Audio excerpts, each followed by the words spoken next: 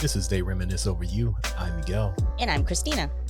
They Reminisce Over You is a podcast that celebrates and honors the best in music, movies, and TV from the past. We get into the careers and legacies of some of the biggest names in hip-hop, R&B, and pop culture. From discussing the groundbreaking music of Missy Elliott and Mary J. Blige, to exploring iconic moments in TV and film like the chaos at the 95 Source Awards. They Reminisce Over You has something for everyone. So join us as we reminisce over the artists, movies, and TV shows that have shaped our lives and continue to influence popular culture today.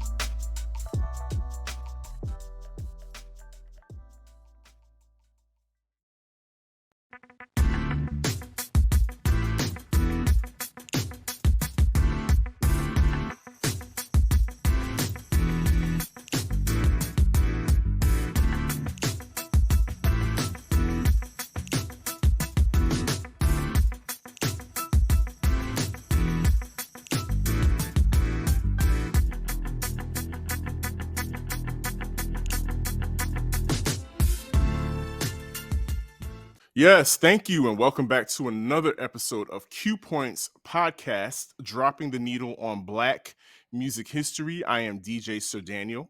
And my name is J. Ray, sometimes known by my governments as Johnny Ray Cornegay III. What's happening, people? J. Ray, I am super excited about this particular episode because, you know, walking down memory lane is an everyday occurrence for us, But this particular episode is something special, and I'm very excited because we have a special guest to join us to talk about this particular piece of iconic filmography that is a part of the United States American canon of fine artistry and probably should be inducted into the worlds of Congress as well. So, you know what? They should preserve this film. We'll talk about that later. Absolutely. From my lips to God's ears. But first and foremost, of course, we have some business to tend to. J. Ray, please let the listener know how they can continue to make sure that we remain at the top of the charts. Absolutely. Please, y'all, wherever you are watching the show right now or listening to the show right now, just go ahead and hit the subscribe button. And you can do us a solid and share the show with folks that you know. If you are watching Q Points, you likely have friends and family, co-workers, associates who also are really into music and love Black music and love music history that would probably enjoy Q Points. So you need to make sure that you share the show with them. If you want to go a step further, you can go ahead to our website at qpoints.com and click the subscribe button. That way you can support Q Points and get access to some other behind the scenes content that we have available for folks. And also make sure that you shop our store at store.qpoints.com and also join our mailing list at magazine.qpoints.com. Yo, we sent out a dope, we've been sending out some dope mailing list joints and really going behind the scenes with y'all. So if you're really trying to get some of that other good information, y'all need to be on that mailing list, yo. They absolutely do. And let's just, I guess, tell them, we kind of teased it already, what we're discussing this evening. I mean, this episode, we're talking about none other than the hip hop classic House Party. Yes. And House Party stars, of course, an iconic rap group, Kid and Play, who got represented on the BET Awards. Yep. I don't think that people understand.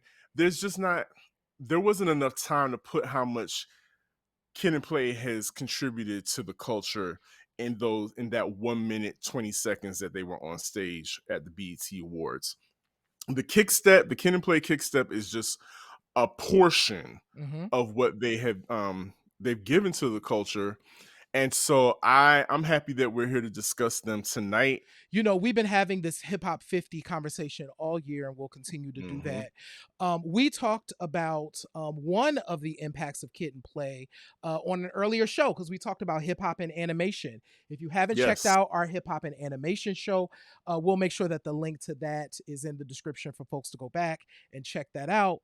We're so excited tonight because we have an amazing special guest, one half of the White People Won't Save You podcast.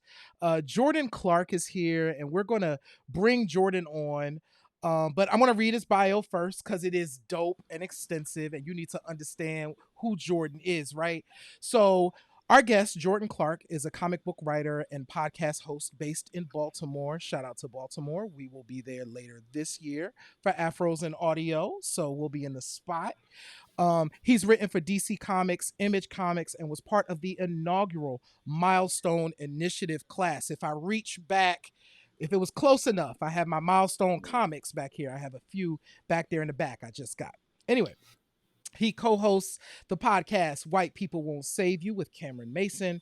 And each week, they deconstruct a different white savior movie and recontextualize them through a Black and POC lens. Q Points family, welcome Jordan Clark to the show. What's up? Welcome back. What's good, y'all? How's it going? I'm fantastic. I'm excited to talk with y'all tonight. The time is now.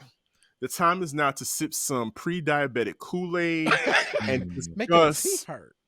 and make your teeth hurt and discuss the fantastic film that is House Party. So many running gags, so many jewels that came out of this movie. Mm-hmm. We're going to talk about the memorable cast and the impact that it had on Hollywood. But Jerry and I are OGs. We, we saw. We the both movie saw first this in theater. in theaters. As a matter of fact, it was one of the first movies I was ever allowed to go see by myself. So, because I was old enough, and I'm just curious, how were you introduced to House Party, and did you know Kid and Play as a rap group? So I'll go down all of the things. So what's interesting is that when I was growing up, like everything was going on right in the 90s. Like a lot of those groups from the 80s were still around. Salt and Pepper was still big, and something like Kid and Play come from Salt and Pepper, and but like Kid and Play themselves. So I was born in 88. So, but by the time 98, when I'm 10 years old, comes around, I'm probably old enough to start thinking about House Party. Like like 98, like they were around, but they weren't really around. Like they weren't really like Kid and Play anymore. Like they kind of had come down a little bit. And so like I knew Kid and Play. It's like, oh, the guy with the funny hair, and they did that movie. Yeah. And so like I had a friend whose house I would go to, and his grandma lived at garage sales, yard sales, all that stuff. So she would just come home with like a whole bunch of VHS tapes, right? Like just whatever she could find. And so one of those tapes was House Party. And again, we kind of were like, I think I know what House Party, like, like it was kind of ubiquitous in the culture, but it wasn't like House Party, and so I probably didn't see this movie till I was like 13, 14 years old, which is probably like the perfect time to see it, actually, because all of these things are on your mind, and you're kind of like, I'd like to have a house party, like, Yes. But before I'd seen the movie, like I had also started getting more and more into hip hop just as a genre. And so like, again, there were a lot of jokes about Kid and Play, because I think there was a weird Kid and Play and Fresh Prince and Jazzy Jeff, which I assume we will talk about again because they have an interesting link to this movie. But like they kind of got labeled as just like rappers for kids, or like clean rappers, or like these rappers that were just kind of like they weren't as hard as Rakim or like KRS-One or like all these other rappers, but like they could rap, and like Kid and Play could rap, what I mean? And like you'd be surprised, I think, a lot of people, if you played some of the OG Kid and Play music, like it's yes, dance music, it's party music, but it's like they got bars, like they're not just like specifically, and I'm not going to get old head on you, but like, today, a lot of rappers today, like probably couldn't rap as good as Kid and Play, like, in their prime when they were really getting it. So once I started to key into that, I was like, oh, and they can rap. And then you see the freestyle battle in the movie and you're like, oh, damn, you know what I mean? And then you watch the, so like, even though I was a little bit removed from, when the movie came out, like watching it all those years later, it's like everything still hits, like everything is still as good as it was when it came out. So I think for me, it was kind of like, I wish I could have seen it in the theater, you know what I mean? Like, Yeah, because it is, I think for a lot of Black youth, like it is kind of a formative movie, you know It what I mean? is. Because it's still relevant today. I know we're going to talk about the remake at the very end, but I mean, and that's why, because I think even then I was probably more familiar with like House Party 2 or 3, Hmm. because mm, like, those are movies that had come out, you know, I didn't go see them, but like I was aware of like the Pajama Jam and like, all Hmm. these other things. And yeah. so, going back and watching the original where everything came from, it's kind of like, oh, like you get why it's a big deal. Yeah. Absolutely. So J Ray, like, tell us, your experience of seeing House Ooh. Party for the first time. Oh my goodness. Well, I will tell you the feeling of it. I definitely, Hmm. so I was 12 when I saw House Party in the theater. I don't remember which theater I went to see it because there were a lot of theaters around us at the time. Um, but I was looking forward to this film. So I fell in love with hip hop 2 years prior. So by 1990, which was a very interesting year in hip hop culture, because Hmm. everything was starting to really happen. Hammer had already hit the scene. You had the West Coast popping. You had hip hop going Hollywood, right? Like everything seemed larger than life. And when those trailers for House Party hit, it was like, oh no, this is happening. Like this is our time. Even though I had seen Break In, I had seen Crush Groove, it was House Party that was the one like, no, this is the one.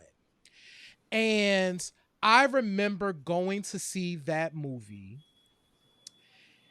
and leaving just so happy because I felt like it checked all the boxes of what I wanted my teenage life to be like. Like what I thought high school would be, what I thought all these things would be. House Party, I got dance battles, I got freestyles, I got cool kids, I got house parties, hip hop, the whole nine yards. And I remember feeling very happy about it and just kept watching it. So when it came out on VHS, it was a whole thing. I will admit that when I rewatched it, I hadn't watched House Party in a long time. Probably because I watched it so much as a kid, like I knew the movie. So I hadn't rewatched it in a long time until the preparation for this show. And I was honestly fully prepared to hate it, Mm. which is weird. I was fully prepared to hate it because I'm like, Shall, I ain't seen this in a long time. The stuff I liked, I probably won't like anymore. I was completely wrong.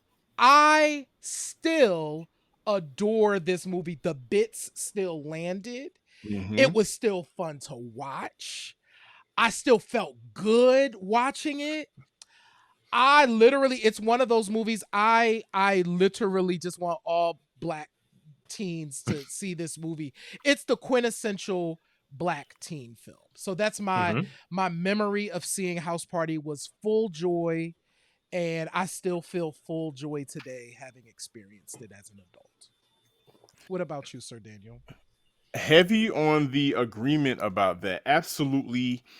Um, so I saw House Party in St. Petersburg, Florida, because I was uprooted from my Brooklyn, New York roots and relocated to St. Pete, Florida, which was my first year in high school.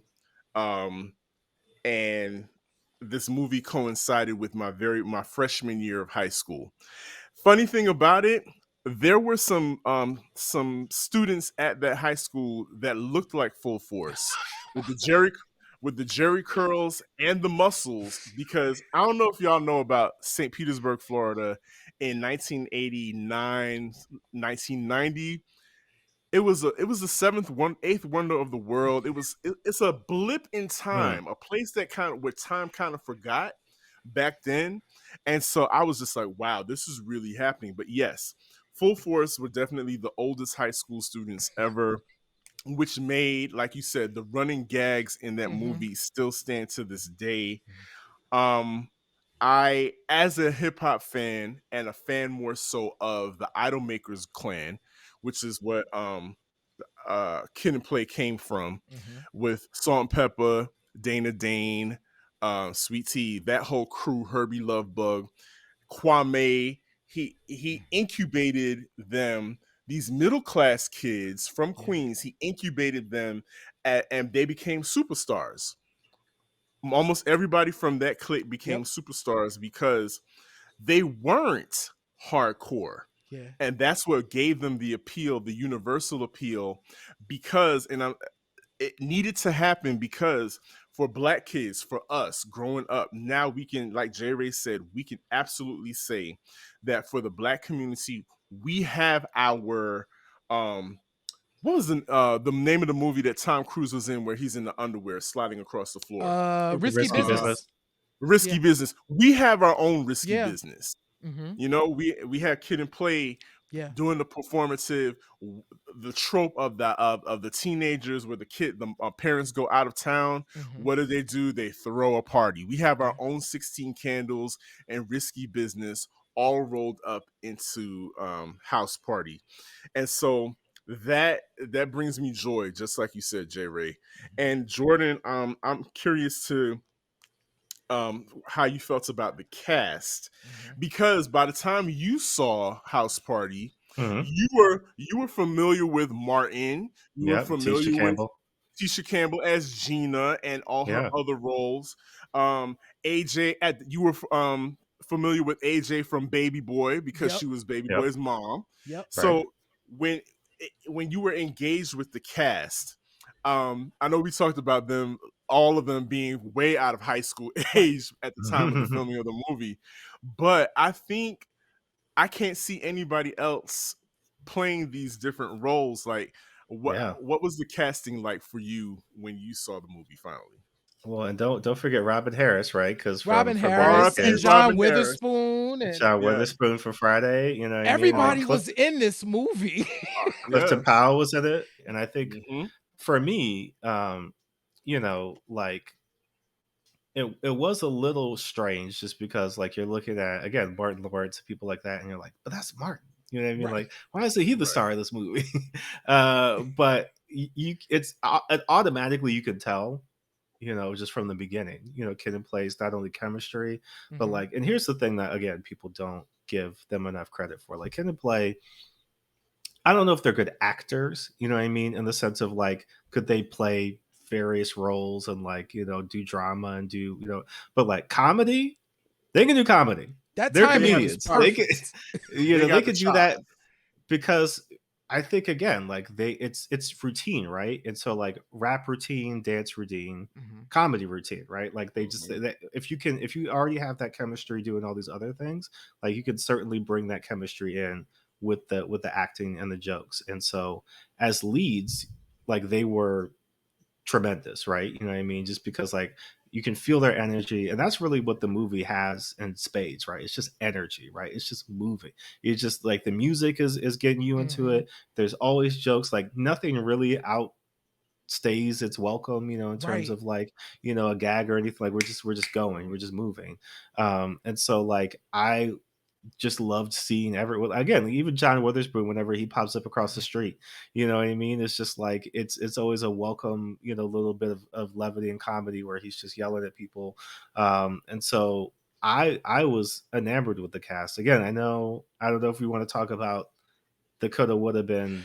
I think we should talk about that because there is, you mentioned DJ Jazzy Jeff and the Fresh Prince earlier. I think we should clue people into this little nugget that people might not know about House Party. Yeah. Now, can I give you some inside baseball? Oh, so can I give? Do you want me to give the nugget and then you give us the inside? Go ahead. Okay, so the nugget that we're referring to is, y'all may remember this because Will Smith and both Jazzy Jeff have kind of talked about it. DJ Jazzy Jeff and the Fresh Prince and New Line Cinema, they ended up in this huge lawsuit, whatever. So anyway, as part of the settlement, DJ Jazzy Jeff and the Fresh Prince had to star in a New Line film. And so when House Party popped up, it was like, oh, this is going to be the perfect film for DJ Jazzy Jeff and the Fresh Prince. But Reginald Hudlin was like, nah, that ain't what's about to happen with this thing. So that's like a little bit of a backstory. Yeah. So as part of the Milestone Initiative, right?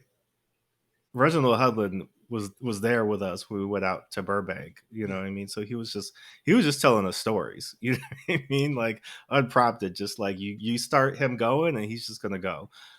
So he was talking about it because one, when he was getting ready to do this movie, that's when Milestone Comics was getting started. And so like all the people at Milestone Comics were talking to Reginald and they were like, yo, we're going to start this comics thing where we just this all black comics. Like, we want you to come on. We want you to do this with us. And he was like, about to get this movie. Like I'm this close to getting this movie. And so, he had taken it to New Line Cinema and everybody was telling him that this movie's going to flop. Right, because it's all the things that nobody wants to see. It's a black movie, it's a teen movie, and it's an R-rated comedy. Right, nobody wants any of those things. There's just three strikes. Right, like this is never going to work. And so, like you said, like he brought them the movie, and they were like, "Great, let's do Fresh Prince and Jazzy Jeff." And he was like, "I love them, but like." To force them to do a movie based on a lawsuit, like that's not how I want to be Fresh Prince of Right. Right. Under duress. Right. And I don't think that's going to be the best way. But he had also already been a big fan of Kid and Play, and watched all their music videos and was very keyed into them. And like just aesthetically, right, like the style that Kid and Play had, right? Because again, like people look at Kid and they're like, oh, like the crazy, like, they would call him Eraserhead in the movie, right? Like he's just like, like people were doing that, you know what I mean? Like it was a thing. Like it was a thing. When Kid brought it out, people were like, yeah, blondes at the top of their box haircuts. DJ Sir Daniel has a whole story about that. Same. Absolutely. And I think, like you're saying, like that's really what makes this cast what it is, because Kid and Play, as much as they are movie stars and music stars and all that other stuff, like they had the appeal to like the base market audience of this movie. Like kids wanted to be Kid and Play. They wanted to dress like them. They wanted to dance like them. And that's the thing. If DJ Jazzy Jeff and Fresh Prince are great, and I think the movie still would have been great, but like they can't dance, right? Like Kid and Play can. They wouldn't have had a back and forth rap like they did. You know what I mean? Like it would have been a lot of leaning on Will Smith to do a lot of stuff, for sure. Which is again, he could have done it. He's very capable, but like I think that duo dynamic between both of them really carries the movie in a way where it's kind of Kid's movie, right? Because he's kind of the story that you're following. But like Play just gets as much time and as much like chance to shine and do all that stuff as anybody else. So I think if they would have gone that route, still a very successful movie, but I think it's iconic because Kid and Play got cast in it and they made it what it was. Because again, House Party 2, House Party 3, you know what I mean? Like they go on, they do a couple more sequels after that. So like this isn't just a movie that happened, like it turned into a whole thing. Like it really took off. I just want to add something real quick, just to add on another layer. Do you know who else went out for the lead roles in House Party? Groove Be Chill. And they had a connection to Andre Harrell and Uptown, and that was a major part. They were a major part of that movement in pushing House Party to have the hip hop flavor that it had.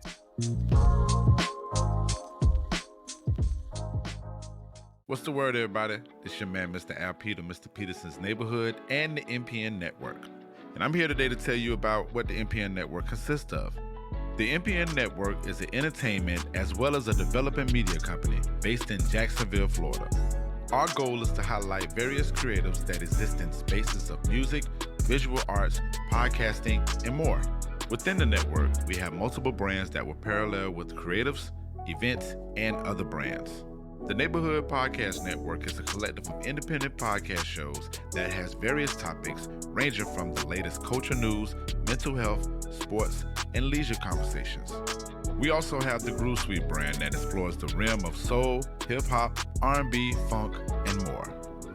The Groove Suite. Our health and beauty section gives a view on how to keep yourself in shape, in style, and in tune with your body and your mental.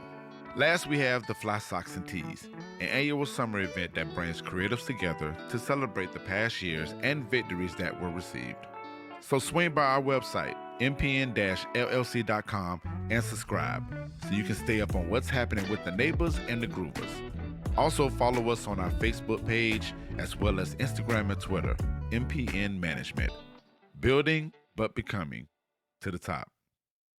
I'm glad you mentioned Groove Be Chill, because one of the things that makes this movie memorable is the music. The cameos don't feel forced. You have full force, full acting, full force, are a production and writing powerhouse at this point.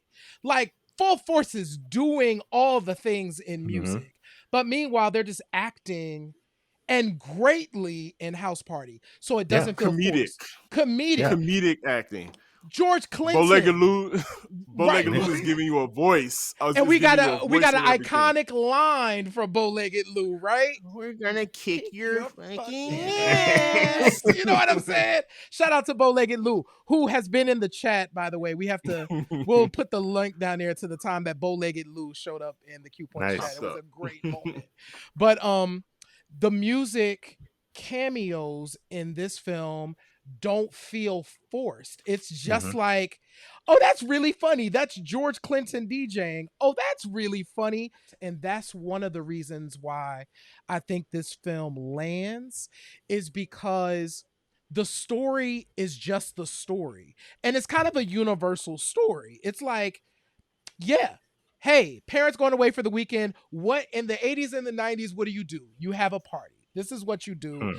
It's just this version of a party is a black party. And sidebar, another fun fact is that was Play's actual house, apparently. Before we go on, though, can we very quickly, because this is something that we do have to talk about.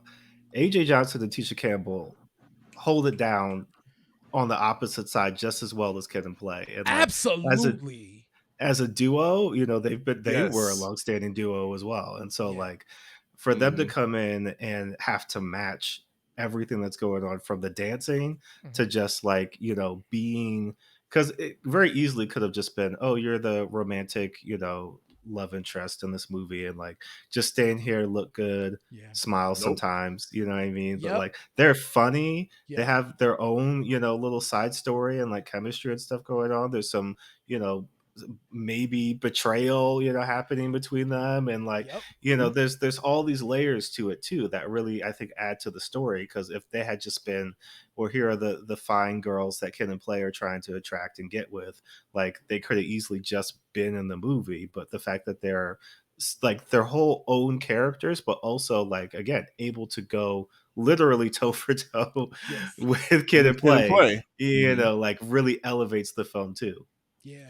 Jordan, did you pick up on that the trope between Sidney and Sherane about the good girl versus the bad girl? The whole the light-skinned girl, of course, is the good girl with the good background, and of course here comes, you know, the hood rat from the projects, with the ghetto family. And did you pick up on that? And I'm wondering, you know, people, you know, the people would have gone in, well, why? How come the light-skinned girl is the good girl and the dark-skinned girl is the hood? But Kid and Play the same thing. Like they played that same trope. So you have Kid as the like meek good character that the girls kind of like, but he's kind of a dork. And then you have his playboy bad boy friend who happens to be darker skin, right? So that was interesting. Sidebar, I know we're going to talk about that, comes up again in 2023. So I found that really interesting when I watched the new version. I was like, oh, they're just going to do that again? That's really funny. And it's a trope, you know, obviously. And like, I think like it's there, but there's also, again, enough layers between them where I think that it's not like, if they had just left it there, you know what I mean, then you would have been like, oh man, you know. But like I think both of them get enough that, you know, they go through full character arcs, you know, because like Sherane, like she's a good friend, like she's not, you know, like she's got her own agenda and things that she's looking to do. But at the end of the day, she's got her girls back, and she's not gonna, not for kid, not for play, not for anybody else. Like she's, there, and she's gonna be, down for her friends. So I think, even though there is a little bit of that creeping in there, like it's not like, oh, she's, because she is still relatable. And I think, for people going to see the movie, like some people are like, I'm Sherane. Yep. Um, Absolutely. Real small tidbit. And Ray, I know I brought this up before, but the name Sidney and Sherane come from a long forgotten rap group by the name of Finesse and Synquis, yeah. whose real names were Sidney and Sherane, and who the characters are very Based on. loosely based on. So just a little another tidbit from Uncle Sir Daniel. And can we talk about the impact though? Yes. Like House Party, I mean, we were already, it was a renaissance. Let's just call it that. It was a renaissance. We had, after House Party, you get your New Jack Cities. Around the same time, you have your Boys in the Hood. We're getting this whole film noir moment that has a definite urban slant to it and a hip hop sensibility. Mostly because, and I believe mostly because Hollywood figured out that this brings in dividends. Yeah. Yeah. It was at the time speaking to a new market for the most part, right?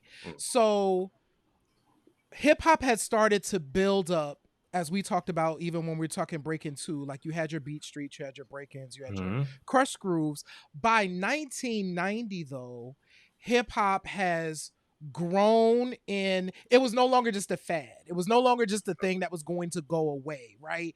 Hip hop was becoming more influential. So I think Hollywood began to take notice, but more so, I even think the success of what happened with School Days and Spike Lee and black writers and directors really saying like, no, we can do this. We can make our own films for our folks, and kind of bum rushing it a little bit made a difference. But yeah, the impact on the impact from this film on Hollywood, I don't think can be understated, because you're absolutely right. We saw everything happen at this point. So when Sir Daniel and I were teenagers, we always had a black movie to go and see, for better or for worse, because some of them were terrible. But but we had them, right? You were able to get a Who's the Man and a Strictly Business, and which starred Halle Berry, by the way, and all of these films. But House Party became the thing that I think jump started like the Hollywood run of films that still continues today, quite frankly. Yeah. Now, I think, a few things, right? So Reginald Hudlin, don't sleep on the man, right? Yes. Don't sleep on let's see. Let's see, right? Graduated magna cum laude from Harvard University, right? With his BA in visual environmental studies. But like, this was a short film that he did. This won the first prize in this black film contest that he did when he was a student there. And it's kind of what put him on the map, right? Like allowed him to get some of these meetings with these Hollywood studios. And like I said before, they told him to his face, this probably isn't going to be a success, right? Like this movie is not, because even at the time, right, 1990, like you just said, had all these movies that came out, and they were pretty, like financially, right? Financially, right? Like studios are looking at these and like, all right, they didn't really cost us any money. They didn't really make us that much money, but like, they paid for themselves. And like, this is cool, right? House Party comes out in 1990, has a budget of $2.5 billion, has a box office of $26.4 billion. And I think that in and of itself told Hollywood, oh, wait a minute. We can make these movies for cheap, and they can make that. Oh, okay. We need to start getting into this, because like you were saying too, even at this time, like hip hop is slowly starting to break through. But when you think about, what's playing on MTV, right? Not a lot of hip hop still. You know, what's playing on the Billboard charts, right? Like hip hop is kind of sort of getting in there, but it's still mostly on the urban radio stations and all that. And so this is another landmark breakthrough in the mainstream for hip hop. You know, as this movie that is like, again, it's very much steeped in it. You know, like it's not just here are some black kids, you know, having a party. It's like they're rapping, they're dancing, you know, they're doing all these things and they're bringing it to people who either A, haven't really had that much exposure or, you know, opportunity to really get into hip hop, or, you know, they're crossing over into spaces where it's just like, oh, hip hop is this too? Okay, you know, I like this. You know what I Yes. mean? Let's do more of this. And so, you know, this is again, there's the explosion into then you start getting your Barton comes out, I think maybe 2 years after 2 years this. after. You know, you start getting your Fresh Princes and like Living all these other Single. things. And it's a whole kind of momentum. And I think House Party played such a huge role in that because if it was just a thing that like kids were into and specifically black kids, right? And that's kind of always, you know, the issue is these things where it's like, all right, well, Hollywood for whatever reason is convinced that black people aren't going to come out and support. They're not going to spend money. They're not going to be enough to like float, you know, a big box office production, right? And we do spend money, you know what I mean? Yes. Like look at some of the most highest grossing films of the last 5 years made by black people, starring black people, you know what I mean? Right. Like we get people to come out, but it was the idea that, oh, white people they're gonna be into this too. They're gonna watch this too. White kids are gonna want to dance. Like can oh, okay. Oh, all right. Yeah, we can do that. we can slide some money that way. Oh, you brought up a good point too, because I also this, and this is true for a lot of hip hop of this era, but this was a bridge building film. I remember my dad really liking House Party. My dad is not of the, you know, hip hop generation. It wasn't, he was familiar with like It Takes Two. It Takes Two was his jam, right? Yeah. But it was few and far between. But House Party was something he could get into, right? So you have Robin Harris in it referencing Dolomite. There was, and you have John Witherspoon. There was all the things he liked too in the type of films that he grew up with. House Party had that. The whole Dick Gregory gag was hilarious. The gag about the you know my brother, you got to buy your own. Jordan, you don't remember this. Me and Sir Daniel saw that commercial all the time. All the time. In real time. Yes. But to your point, J. Ray, our parents felt safe with Kid and Play. Kid and Play were like our older brothers that our parents felt safe leaving us with while they went and had their night out on the town or whatever. And so, yeah, you're absolutely right. It was definitely bridge building, which is something that doesn't really happen a whole lot today. I think the generations are very polarized today, which leads me to bring up the discussion of, you know, House Party 20s, you know, House Party 2023 and what that says about before we get to that real quick, I do want to ask. So you guys saw House Party in theaters. Did you see House Party 2 in theaters? House Party 2, yes, I saw that in theaters. I did not. House Party 3, I don't remember. I saw Class Act in theaters. Class Act? Okay. Yeah. Okay. Did I see Class Act in theaters? No, I did not. By that time, I was more into television series, or I was into like Deep Cover, Juice, those kind of movies. Kid and Play, I kind of grown out of Kid and Play at that point.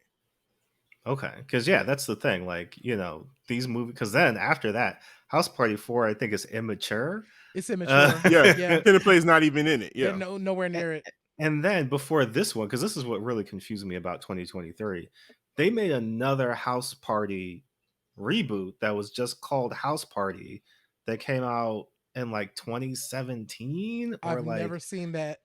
You know, and it was like when I heard they were rebooting it again, I was like, didn't you just reboot House Party? Like, you're okay. You know, so but like by the time 2023 comes out, it's like they've done like House Party is almost like a Nightmare on Elm Street, or you know, one of those where it's just like they just keep making it again and again and again, kind of to diminish. I mean, definitely to diminish in return to what you get to House Party 4, but like You know, it's so far removed that, you know, Kid and Play aren't even associated with the film anymore. Like it's House Party, the franchise, you know. Right. It almost becomes like a lampoon of itself at this Yeah, point, Yeah. right? yeah, yeah. I'm curious, Jordan, how you felt. Okay, let me just tell y'all real quick. I did not like House Party 2023. Like it was not good. Okay, it wasn't the worst film I've ever seen, but it also wasn't good. I didn't leave that film feeling good. So that's probably the reason why I didn't think I was gonna like the House Party 1990 again. I'm Yeah. like, child, I'm gonna rewatch it after watching House Party 2023, which I hadn't seen until getting ready for this. Yeah. I wasn't sure, but I left House Party 2023 not really interested in any of those characters, like at all. I was not invested in them. Yeah. I didn't find them interesting.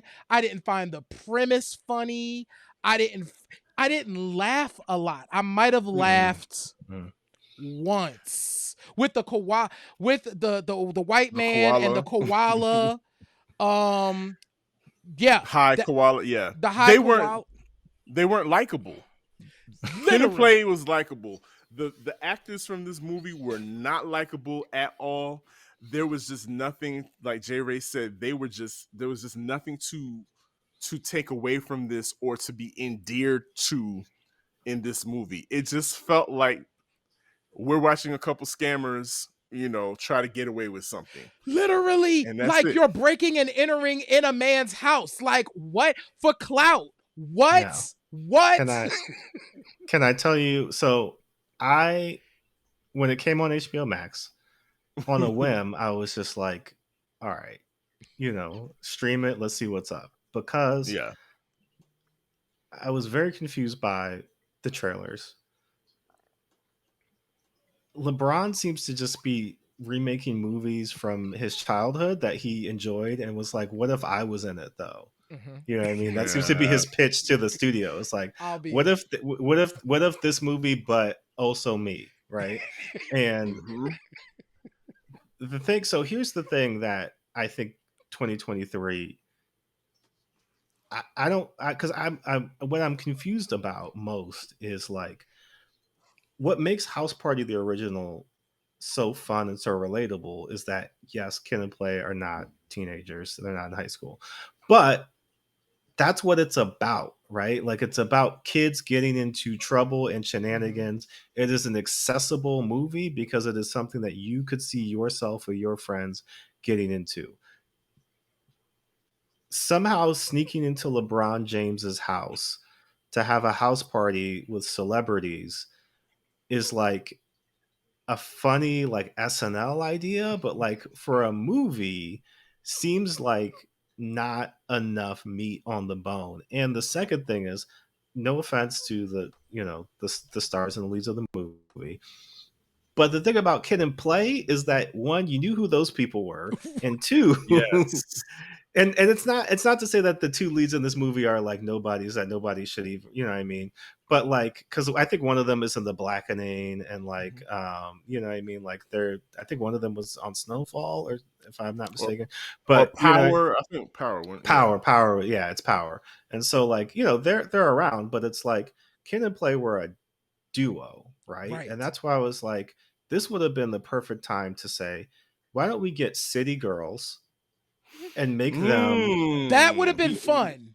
you know, take it to Miami. It could be a similar Yes. situation where maybe they are not scammers, but they're like an up and coming rap group that are trying to get people's attention. And so they do like this viral house party situation where, you know, you can lean into the social media and all that or whatever. And it just gets so crazy that like Cardi B shows up, or like, you know, what, Yes. like how, like it Yeah. just, you know, the party starts to get out of control. And it was just supposed to be like a fun little thing, but then it exploded into whatever, right? And so like it's a very simple concept, but like I think they overshot, because the other weird thing is so many of the jokes are, well, not even just the jokes. It's like if people aren't talking about LeBron James.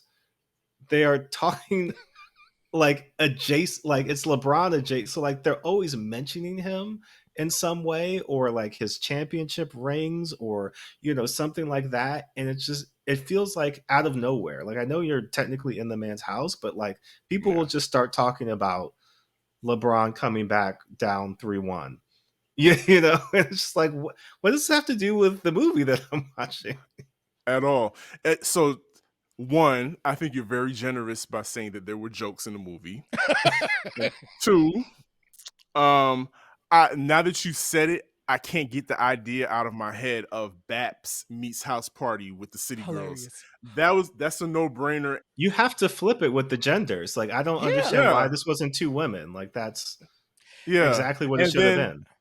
And I just want to listeners, one of our listeners is participating live, just drop something in the chat that I think is just wraps this up. It's like House Party 2023 had no cultural anchor, purpose, or connection. It's wasted space. And that's from Dr. Ed Garnes, who's in the chat. But yes, absolutely right. And can we talk about the weird Illuminati running joke? It was just, I thought that's where you were going to go, Jordan. I hated that so much. I was like, what movie is this now?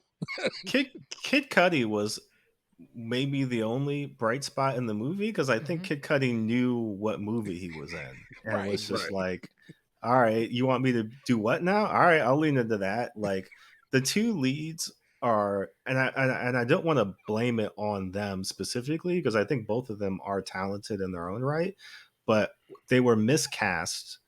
And on top of that, we're given so little character to play that both of them kind of just exist to get you from, point A to point B, right? Like, I don't really care about this guy's music or this guy's party promoting business. Like these are 2 things. As again, specifically, if you're like 15, 16, like that doesn't mean anything to you. Like that's just like, 2 grown-ups who still live with their parents and can't seemingly do anything, like have no particular skills. Like they're just kind of these bummy dudes, like just hoping to catch a break. It's like, I don't think that's a main character I'd want to aspire to be. I want to be Kid or Play. Right. Like that's what I'm trying to get into.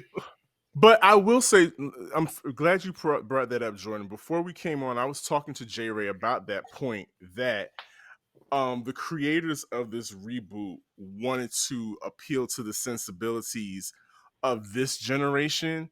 And this generation is very much about being main characters and, and living with main character syndrome. And I think maybe that's what they were trying to do with these 2 gentlemen in the movie. Like they were definitely trying to be the main characters within the main characters of a movie. I guess kind of so. really.